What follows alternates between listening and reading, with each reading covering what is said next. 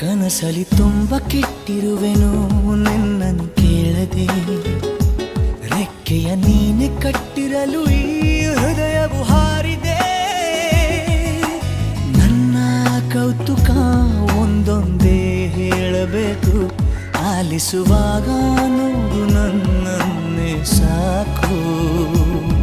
ಸಹವಾಸ ದೋಷದಿಂದ ಸರಿ ಹೋಗಬಹುದೇ ನಾನು, ನನಗಾಗಿಯೇ ಕಾದಿಟ್ಟುಕೋ ಹಠವೊಂದನು.